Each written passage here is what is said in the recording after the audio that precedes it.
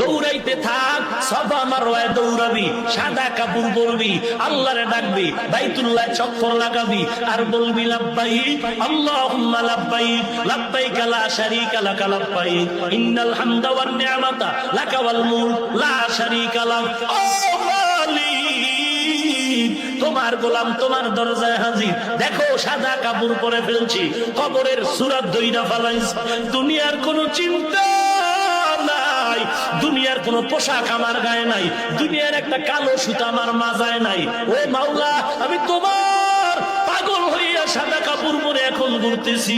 আল্লাহ ডাক দিয়া কয়, একবার তুই সরবায় দৌড়া, আর একবার মারওয়ায় দৌড়াবি, আবার আমার অর্ডারে বান্দা মিনা মুজদালিফায় যাবি, আরাফার ময়দানে যাবি। তুই যদি যুক্তি দিয়া কও কাবার ঘরে নামাজ পড়লে এক রাকাতে 1 লক্ষ, কিন্তু মিনায় গেলে মিনায় ময়দানে নামাজ পড়লে 1 রাকাতে 2 রাকাতের সওয়াব নাই, আরাফার ময়দানে 1 রাকাত নামাজ পড়লে 2 রাকাত নামাজের সওয়াব নাই, তাহলে ওখানে বইরা লাভ কি? আমি মক্কায় বয়া বয়া আল্লাহর সাথে লাইন লাগাই। আল্লাহ বলে চালাকি করলে হবে